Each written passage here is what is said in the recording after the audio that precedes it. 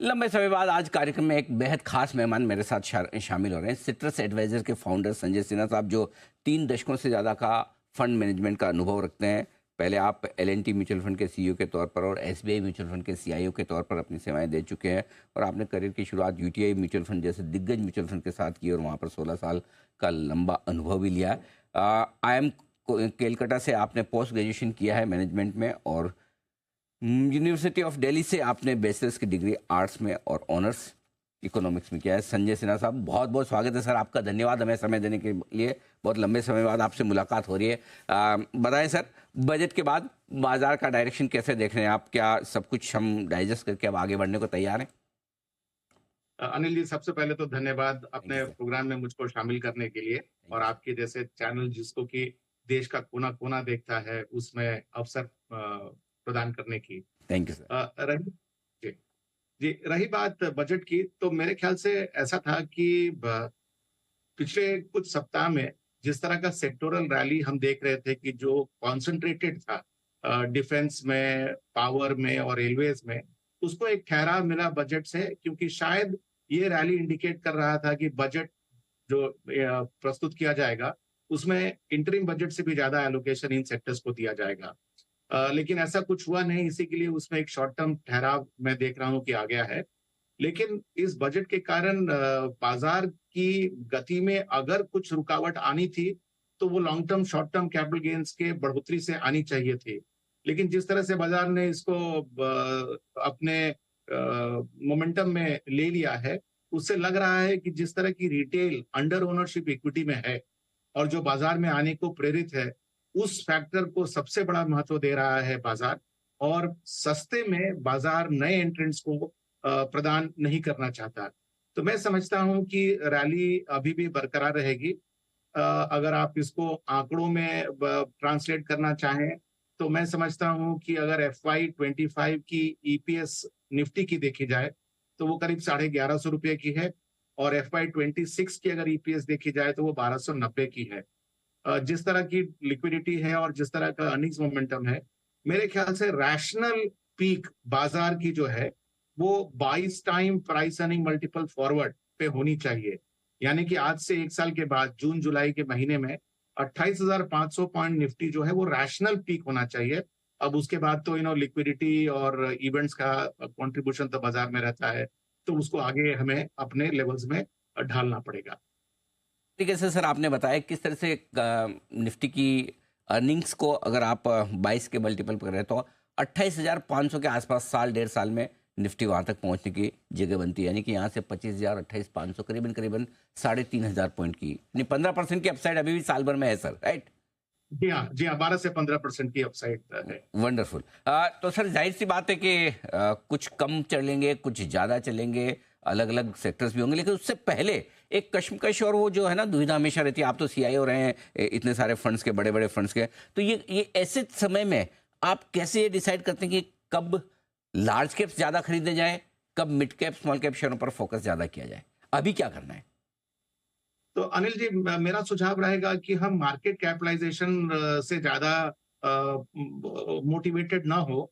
ज्यादा better strategy होगा कि हम सेक्टोरल चॉइसेस करें, क्योंकि अगर आपने सेक्टर का चुनाव ढंग से कर लिया है, given the macro economic opportunity plus given the events which are happening, तो उसके बाद आप उन सेक्टर्स में जाकर देखिए कि आपको क्या लार्ज कैप स्टॉक्स ज्यादा मिल रहे हैं या मिड कैप मिल रहे हैं, और उससे एक स्टेप आगे, अगर मान लीजिए लार्ज कैप में आपको X% रिटर्न की संभावना है और मिड कैप अगर मिल रहा है जो कि आपको सेम रिटर्न देगा, तो मेरा सुझाव रहेगा कि आप लार्ज कैप को ही चूज करें। मिड कैप और स्मॉल कैप में चूंकि रिस्क ज्यादा रहता है, रिस्क मतलब कि स्टॉक की वॉलेटिलिटी ऊपर नीचे होने की संभावना ज्यादा होती है, तो आप उसी सेक्टर में स्मॉल या मिड कैप स्टॉक तभी लें जब उनका फ्यूचर आउटलुक या future stock price performance large cap से ज्यादा हो। तो अगर आप इस तरह से चुनाव करें तो वो बेटर है। और उसके बाद ओवरऑल पोर्टफोलियो लेवल पर आप देख लें कि आप लार्ज कैप और मिड कैप में इवनली डिस्ट्रीब्यूटेड है कि नहीं। मेरे ख्याल से गिवन कि पिछले कुछ 2-3 सालों में मिड कैप स्मॉल कैप की रैली ज्यादा हुई है, मैं समझता हूं आज के कॉन्टेक्स्ट में 60% लार्ज कैप हो और 40% मिड एंड स्मॉल कैप हो, तो वो ठीक है। अदरवाइज अगर आप मार्केट को देखें तो top 100 wealth creators and market capitalization जो स्टॉक्स हैं, उनका अगर आप टोटल असेसमेंट करें तो वो करीब 90% वेट, 85-90% वेट तो उनका है। लेकिन आप अपॉर्चुनिटी के रूप में 60-40 का ratio between large cap and mid and small cap रख सकते हैं। ओके। और तेजी के मार्केट में बुल रन में सेक्टर प्रेफरेंसेस बदलती भी है। यहाँ से 28,500 की यात्रा में लीडरशिप कहाँ से आएगी, कहाँ निवेश करना चाहिए? तो मेरे ख्याल से देखिए बजट के बाद और जिस तरह की वैल्यूएशन सेक्टर्स में हो गई हैं, कुछ लीडरशिप में बदलाव होना चाहिए। कुछ सेक्टर्स तो हैं जो कि पहले से भी रेलेवेंट थे और आज भी मेरे ख्याल से रेलेवेंट रहेंगे, जैसे कि बैंकिंग एंड फाइनेंशियल सेक्टर हुआ। लेकिन rural focused and consumption oriented sectors, जिन्होंने कि पिछले 1 साल में कुछ खास काम किया नहीं, मतलब अगर आप देखें निफ्टी का प्रदर्शन तो करीब 20-25% का रिटर्न अगर निफ्टी ने दिया है, तो एफएमसीजी इंडेक्स ने तो जस्ट हाई सिंगल डिजिट या लो डबल डिजिट रिटर्न दिया है। तो कंजम्पशन ओरिएंटेड सेक्टर्स जो कि आज तक निग्लेक्टेड थे, उनके तरफ मेरे ख्याल से झुकाव बढ़ेगा।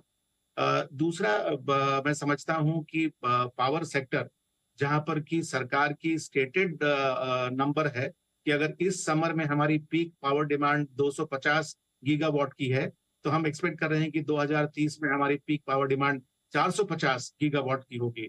तो मेरे ख्याल से ये पूरा ecosystem, power generation, transmission, distribution and the connected enterprises में भी अपॉर्चुनिटी रहेगा, जो कि शायद 1 साल से मल्टी ईयर अपॉर्चुनिटी भी हो सकता है। और इसके अंदर ग्रीन एनर्जी के प्रति झुकाव बढ़ रहा है, तो उसका भी इसमें योगदान रहेगा। तो ये मोटे-मोटे बड़े-बड़े सेक्टर्स हो गए अनिल जी। अगर आप थोड़ा-सा और नीचे उतरें तो मेरे ख्याल से कंजम्पशन ओरिएंटेड ऑटो, वो भी एक रेलेवेंट सेक्टर है आगे जाने के लिए। प्लस जिस तरह से डिजिटल पब्लिक इंफ्रास्ट्रक्चर और की तरफ सरकार प्रेरित है, लैंड रिकॉर्ड्स और फार्मर रजिस्ट्री बनाने की बात कर रही है। तो मैं समझता हूँ इस तरह के छोटे-छोटे सेक्टर जो हैं, वो भी आगे पार्टिसिपेट करेंगे इस रैली में। बहुत ही इंटरेस्टिंग इंसाइट दिए संजय सर ने, और वो बताने की ईपीसी प्लेयर्स, हाउसिंग फाइनेंस कंपनियां, वो भी स्पेशली अफोर्डेबल हाउसिंग सेक्टर में, और एमएसएमई को लैंड करने वाली कंपनियां, ये अच्छी रह सकती है। डिजिटल पब्लिक इंफ्रास्ट्रक्चर वाले स्टॉक्स बढ़िया कर सकते हैं। ज्वेलरी स्टॉक्स में बढ़िया तेजी रह सकती है। दाम घटे हैं सोने के, कंजम्पशन बढ़ेगा। पावर सेक्टर काफ़ी मजबूत नज़र आ रहा है, कंजम्पशन पर भी आप फोकस करके चल सकते हैं। कुछ ऐसा है जो अंडर परफॉर्म करने जैसा दिखता है? स्पेशली सर मैं राय थोड़ा आपसे सरकारी कंपनियों पर लेना चाहता हूँ कि जहाँ पर रिटेल इन्वेस्टर्स ने बहुत पैसा लगाया हुआ है, वहाँ पर क्या अप्रोच रखें? मेरे ख्याल से अब समय आ गया है थोड़ा कॉशियस होने का, क्योंकि देखिए पहले प्राइस टू बुक को चेज किया जा रहा था, फिर प्राइस टू अर्निंग को चेज किया जा रहा है, अभी प्राइस टू ऑर्डर को चेज किया जा रहा है। मेरे ख्याल से अगर आप इंडिविजुअल सेक्टर्स में देखें और खास करके रेलवेज को देखें, तो स्टॉक्स की जो वैल्यूएशन है, वो उनके फंडामेंटल परफॉर्मेंस के कहीं ज्यादा आगे निकल गई है। और रेलवेज किस सेक्टर में क्या एलोकेशन करेगी उसने वो भी बता दिया है। तो मेरे ख्याल से मार्च 25 के बजट में अगर कुछ ब्लॉकबस्टर एलोकेशन रेलवेज को नहीं हो रहा है, तो ये it is very much in the price. तो मैं समझता हूं कि आगे आप वो परफॉर्मेंस ना देख पाएंगे इस सेक्टर में जो कि आपने पीछे देखा है। ओके, तो ये है आपके लिए राय पूरी तरह आती है। संजय सर, बहुत बहुत धन्यवाद आपका समय देने के लिए, और विस्तार से बाजार पर, सेक्टर्स पर और निवेश के मौकों पर हमारे दर्शकों को अपनी राय शेयर करने के लिए। Thank you so much sir, बहुत बहुत धन्यवाद। बहुत बहुत धन्यवाद।